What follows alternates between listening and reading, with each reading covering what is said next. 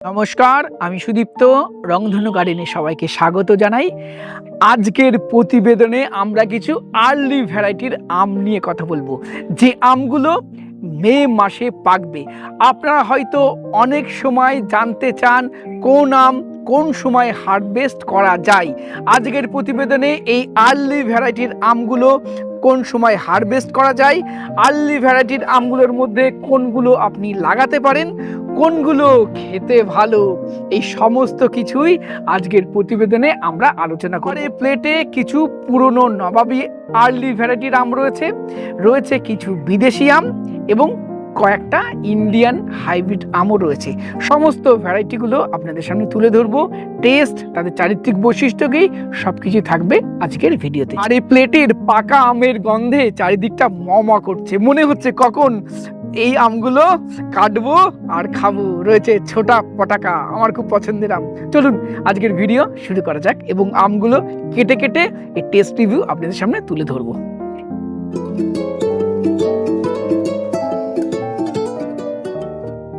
আমার এই প্লেটে সবগুলোই আর্লি ভ্যারাইটির আম, তবে মে মাসের শুরুর দিকের যে আমগুলো পাকে প্রথমে সেগুলো নিয়ে কথা বলবো, তারপর পরপর যাব। এখানে মে মাসের শুরুতেই পাকবে এরকম দুটো আম। এটা হলো ইন্ডিয়ান হাইব্রিড একটি অর্ক নীলাচল কেশরী এবং সাথে রয়েছে ছোট পটাকা, যাকে আমি বলি সারেঙ্গা নবাবী আম। এই দুটো আম এই মে মাসের একদম শুরু থেকে পাকতে শুরু করে। মোটামুটি পুরো মে মাস জুড়ে এই আমটা আপনারা পাবেন। প্রথমে যে আমটা দেখাচ্ছি এটা গোলাপ খাসের একটি ক্লোন সিলেকশন অর্ক নীলাচল কেশরী।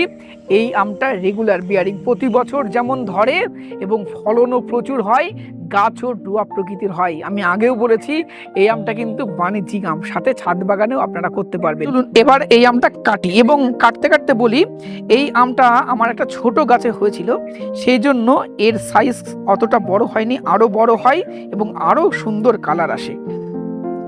দেখুন, এটা হলো গোলাপ খাসের ক্লোন সিলেকশন অর্ক নীলাচল কেশরী। দেখুন কত সুন্দর কালার এসছে এর মধ্যেটা। এবং এই আমটা আমি হারভেস্ট করার পরে আজকে প্রায় 5-6 দিন পরে এই আমটা আমি কাটলাম। অর্থাৎ এই আমের কিপিং কোয়ালিটিও কিন্তু যথেষ্ট ভালো এবং সুন্দর একটা গন্ধ আমি অনুভব করছি এই আম থেকে। দারুণ সুন্দর গন্ধ বেরোচ্ছে, যেটা সেই গোলাপ খাসের মধ্যে ছিল।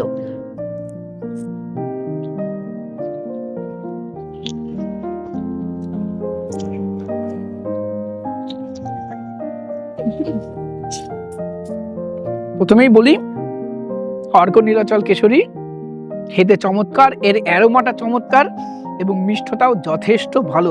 এবং আমার মনে হয়েছে খেয়ে এটা গোলাপ খাসের থেকেও এটা মিষ্টি স্বাদের আম এবং গোলাপ খাসে হালকা আঁশ থাকে, এই আঁশের পরিমাণটা কিন্তু এর মধ্যে আরও অনেক কম। তাই আমি বলবো এটা ছাদ বাগানে তো করবেনই, সাথে এটা বাণিজ্যিকভাবে করুন। আর্লি ভ্যারাইটির আম বাণিজ্যিকভাবে অবশ্যই করা যেতে পারে, দামটা ভালো পাওয়া যাবে, সাথে কালারফুল আম এবং খেতে খুব সুন্দর। এটা অবশ্যই রাখতে পারেন কালেকশনে।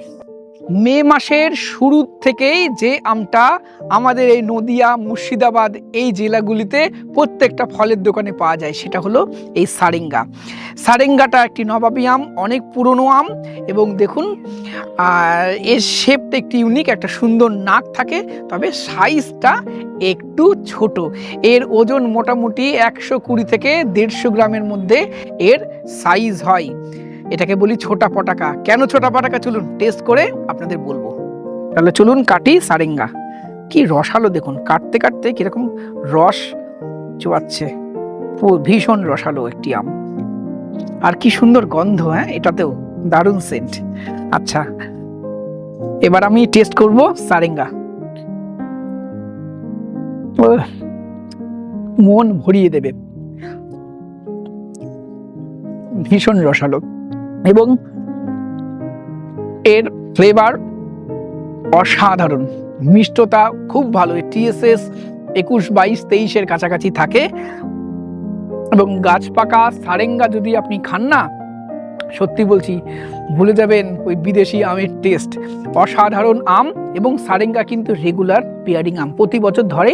শুধু এর একটা নেগেটিভ দিক যেটা বলবো, এটা কিন্তু কিপিং কোয়ালিটি অতটা ভালো নয়। বিদেশি আমগুলোর কিপিং কোয়ালিটি 6 দিন 7 দিন থাকে, এর কিন্তু কিপিং কোয়ালিটি এতটা থাকবে না। তবে স্বাদের জন্য অবশ্যই সারেঙ্গা আম কালেকশানে রাখতে হবে। এবং আপনাদের সবাইকে বলবো, আমপ্রেমী মানুষ হলে বাড়িতে একটা সারেঙ্গার গাছ অবশ্যই রাখবেন। সেরা টেস্টের আম সারেঙ্গা এবং আর্লি ভ্যারাইটি, এটা মে মাসের শুরুতেই আপনি হারভেস্ট করে খেতে পারবেন। এরপরে যে আমটা দেখাচ্ছি এটা হলো রানী পছন্দ। এটাও আর্লি ভ্যারাইটির আম, তবে সারেঙ্গার পরে এটা হারভেস্ট করা যায়। এটা মোটামুটিভাবে মে মাসের 15 তারিখ থেকে মে মাসের শেষ অবধি এটা আপনি হারভেস্ট করে খেতে পারবেন। এবং রানী পছন্দ আমার হাতে যে আমটা আছে এটা ছোট আম, আর এর সাইজ এর থেকে বড় হয়, 200-250 গ্রাম এর সাইজ হতে পারে। এবং রানী পছন্দ গাছটা কিন্তু একটু বড় হয়, সারেঙ্গাও গাছ ছোট হয়। এবং যেটা আমি দেখালাম অর্ক নীলাচল কেশরী, এটাও গাছ ছোট হয়, কিন্তু রানী পছন্দ গাছটা একটু বড় হয় এবং প্রতি বছর কিন্তু সমান ধরে না। এটা একটু নেগেটিভিটি, এক বছর প্রচুর ধরলে পরের বছর ধরবে ফল, কিন্তু ফলন নেক্সট ইয়ার একটু কম হবে। এবার চলুন টেস্ট করি আমটা। তাহলে আমরা কাটছি রানী পছন্দ। চাকুতে প্রচুর ধার তো ওই জন্য কাটতে চাইছে না। খোসা খুব পাতলা, রানী পছন্দের খোসা খুব পাতলা। হ্যাঁ, আর রসালো কেমন দেখুন, ভীষণ রসালো একটি আম। মধ্যের কালারটা দেখুন, হ্যাঁ ডিপ অরেঞ্জ কালার। চলুন এবার গন্ধ এত সুন্দর বেরোচ্ছে না, এবার টেস্ট করি একটু। তাহলে খাচ্ছি এবার রানী পছন্দ। ও ভীষণ সুন্দর রানী পছন্দ, ভীষণ ভীষণ সুন্দর একটি আম, ভীষণ মিষ্টি, কড়া মিষ্টি স্বাদের একটি আম রানী পছন্দ। এবং আছে না, সবাই বলে পৃথিবীর সব থেকে মিষ্টি আম হলো কারাবাও, একদমই নয়। এই মুর্শিদাবাদের এই পুরনো আমগুলো খাবেন, ওই সব গল্প ভুলে যাবেন যে কারাবাও সব থেকে বেশি মিষ্টি আম। রানী পছন্দ বলবো সেবার ভীষণ ভালো, একটা ডিপ অ্যারোমা আছে এবং সাথে মিষ্টতাও কিন্তু খুব সুন্দর। কাটলে অন্তত দূর থেকে গন্ধ পাবেন যে একটা আম কাটা হয়েছে, এত সুন্দর গন্ধ। এবং রসালো, মধ্যেটা একদম অরেঞ্জ কালার। অবশ্যই এগুলো কালেকশানে রাখা যেতে পারে। গাছটা একটু বড় হয় ঠিকই, জায়গা একটু বেশি লাগবে, কিন্তু এত সুন্দর আম খেতে হলে কালেকশানে অবশ্যই রাখতে পারেন এই রানী পছন্দ। তবে এটা ছাদে হবে না, ছাদ বাগানে রানী পছন্দ করতে পারবেন না, গাছ বড় হয়। এটাকে আপনি অবশ্যই মাটিতে করুন। এবার আপনাদের দেখাবো পৃথিবীর সব থেকে দামি আম বলে পরিচিত এই মিয়াজাকি আমটা। যদিও আমি একদম একমত নই। জাপানের একটা কোনো অকশানে এর দাম উঠেছিল 2 লাখ না 2.5 লাখ বা 3 লাখ, যাই হোক হবে। তার মানে কিন্তু এটা না প্রত্যেকটা আম এত দামি বিক্রি হয়। অকশানের দামের সাথে কম্পেয়ার করলে মার্কেটের দাম কখনোই এক হয় না। চলুন এবার এত কন্ট্রোভার্সি ছেড়ে এই আমটা সম্বন্ধে বলি। প্রথমত বলি, মিয়াজাকি আমটা ডুয়া প্রকৃতির হয় এবং ফলন প্রচুর হয়। প্রতি বছর ধরে ছাদে যেমন করতে পারবেন, মাটিতেও ভালো রেজাল্ট দেয়। এবার বলি মিয়াজাকি আমটার গাছের একটা খারাপ বৈশিষ্ট্যের কথা। আমি দেখেছি মিয়াজাকি আমের পাতাতে একটা ব্রাউন কালারের একটা স্পট দেখা যায়, মূলত এটা ফাঙ্গাল অ্যাটাক। এবার সব ধরনের মিয়াজাকির গাছে কম বেশি এটা থাকে। এই ফাঙ্গাল অ্যাটাকের সমস্যা কিন্তু আমি মিয়াজাকির আম গাছে একটু বেশি দেখেছি। এবার বলবো এই আমটার ভালো গুণ, কালারটা অত্যন্ত সুন্দর এবং আর্লি ভ্যারাইটি, একদম শুরুতেই উঠবে তো, তাই ফ্রুট ফ্লাইয়ের সমস্যা খুব বেশি এই আমে থাকে না। কারণ এটা যে সময় পাকবে এই মে মাসের 20 তারিখ থেকে মোটামুটি জুন মাসের 10 তারিখের মধ্যে, তখন কিন্তু খুব বেশি বৃষ্টি আমাদের এখানে হয় না, ফলে ফ্রুট ফ্লাইয়ের সমস্যা এই আমে খুব বেশি থাকে না। প্লাস খুব বেশি অ্যারোমা এই আমটাতে নেই, ফলে ফ্রুট ফ্লাই এদেরকে খুব বেশি আকৃষ্ট করে না। এবার চলুন আমটা কাটি, কেটে বলবো এটা খেতে কেমন। সত্যি কি পৃথিবীর সব থেকে দামি আম বলে যেটা পরিচিত, সেটা খেতেও কি সবার থেকে ভালো? চলুন দেখি। মিয়াজাকি দারুণ সেন্ট বেরোচ্ছে। সেন্ট বেরোচ্ছে? আচ্ছা, মিয়াজাকির এই অ্যারোমাটাই খুব সুন্দর, অ্যারোমাটা সুন্দর। এই দেখুন, এটা কিন্তু মধ্যে ডিপ অরেঞ্জ কালার সেরকম হয় না, অরেঞ্জ ইয়েলোর মিক্সড একটা কালার হয়। হ্যাঁ, আটিটা কিন্তু খুব পাতলা, আটিটা দেখুন এখান থেকে দেখা যাচ্ছে, আটি খুব পাতলা হয়। এবার চলুন খাই, খেয়ে বলবো। এবার খাচ্ছি এই মিয়াজাকি।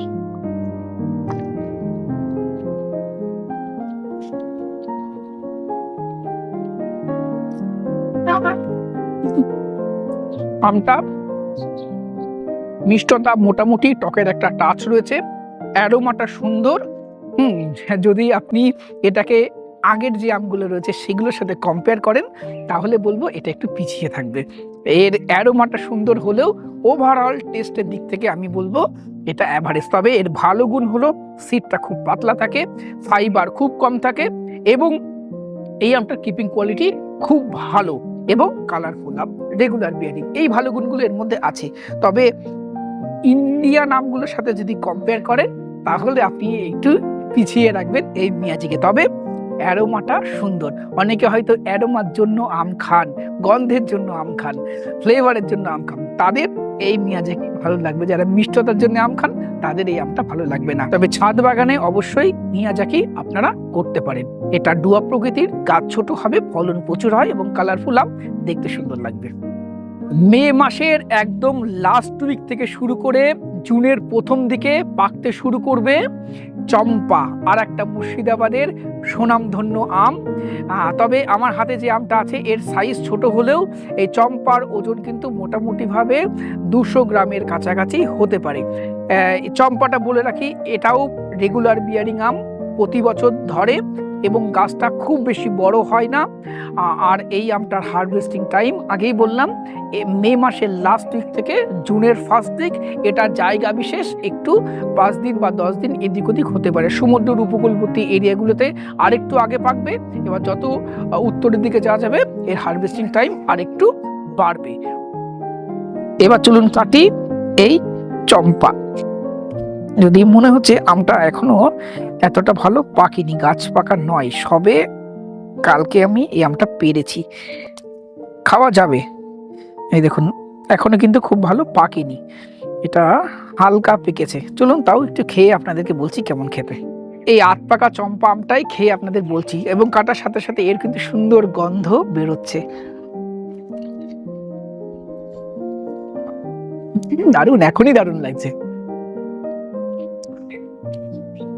আধ পাকা হলেও এর ফ্লেভার কিন্তু চলে এসছে, এবং চম্পা আমটা আমি আগেও বহুবার খেয়েছি।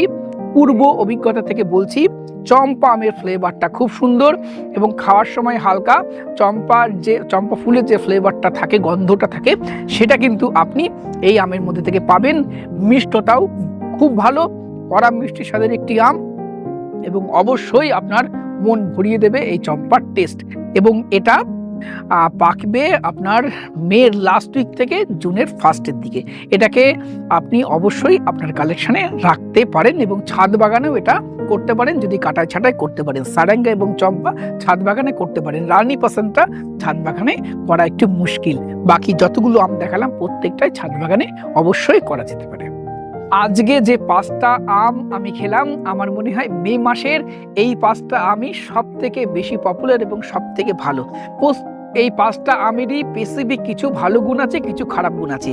এবার বলি আমার মতামতটা আমি শেয়ার করছি। যদি আপনি টেস্টের দিক থেকে ভাবেন এই 5টার মধ্যে কোনটা সব থেকে ভালো, আমার সব থেকে বেশি ভালো লেগেছে এই 5টা আমের মধ্যে টেস্টের দিক থেকে সারেঙ্গা এবং রানী পাসান্দ। আমার ভালো লেগেছে এই দুটোর অ্যারোমা, ফ্লেভার এবং মিষ্টতা খুব সুন্দর লেগেছে রানী পাসান্দ এবং সারেঙ্গা। এছাড়াও চম্পার টেস্টও কিন্তু যথেষ্ট ভালো, অর্ক নীলাচলের টেস্টও কিন্তু যথেষ্ট ভালো। এবার যদি মনে করেন ছাদ বাগানে করবেন তাহলে আমি কোন আমটার কথা বলবো, ছাদ বাগানের মধ্যে আমি বলবো এই সব আমগুলোর মধ্যে মিয়াজাকিকে এগিয়ে রাখতে হবে, কারণ এটা গাছটা একদম ছোট হয় এবং প্রচুর ফলন হয় এবং সুন্দর কালার আসে। মিয়াজাকি ছাদ বাগানে এই 5টার মধ্যে সব থেকে ভালো হবে। এবার যদি বলেন বাণিজ্যিকভাবে কোন আমটা সব থেকে ভালো, তাহলে আমি কিন্তু বলবো অর্ক নীলাচল কেশরী বাণিজ্যিকভাবে এই 5টা আমের মধ্যে সব থেকে ভালো হবে। প্রথমত আর্লি ভ্যারাইটি, দামটা ভালো পাওয়া যাবে। দ্বিতীয়ত কালার আছে এবং খেতে ভালো এবং কিপিং কোয়ালিটি ভালো। আর যদি বলেন মাটিতে লাগাবো তাহলে কোন গাছটা লাগাবো, এর মধ্যে মাটিতে লাগাতে বললে আমি অবশ্যই বলবো রানী পাসানটার লাগান। গাছটা একটু বড় হয় কিন্তু এর টেস্ট অসাধারণ। সারেঙ্গাও লাগাতে পারেন, সারেঙ্গাও তো দারুণ একটি আম। অনেকেই হয়তো আমাকে জিজ্ঞাসা করেন দাদা এই আমটা ভালো না এই আমটা ভালো। দেখুন ডিফারেন্ট মানুষ, তার ডিফারেন্ট চয়েস এবং তার স্বাদ গ্রহণের অভিজ্ঞতাও আলাদা, তার চয়েসও আলাদা হয়। এটা আমি আজকের ভিডিওতে আমার চয়েস তুলে ধরলাম এবং এই আমগুলোর বিভিন্ন বৈশিষ্ট্য তুলে ধরলাম। আপনারা কমেন্ট করে জানাবেন এই 5টা আমের মধ্যে কোন আমটা আপনার সব থেকে পছন্দের আম। এটা আমাদেরও জানতে ইচ্ছা করে। প্লিজ কমেন্ট করে জানাবেন এই রানী পাসান, সারেঙ্গা, চম্পা, মিয়াজাকি আর অর্কর, নীলাচল কেশরী এর মধ্যে আপনার পছন্দের আম কোনটা। আজকের ভিডিও এখানে শেষ করছি। ভিডিওটি ভালো লাগলে একটি লাইক করবেন, নতুন হলে চ্যানেলটি সাবস্ক্রাইব করে রংধনু গার্ডেনের সাথে থাকবেন। নমস্কার।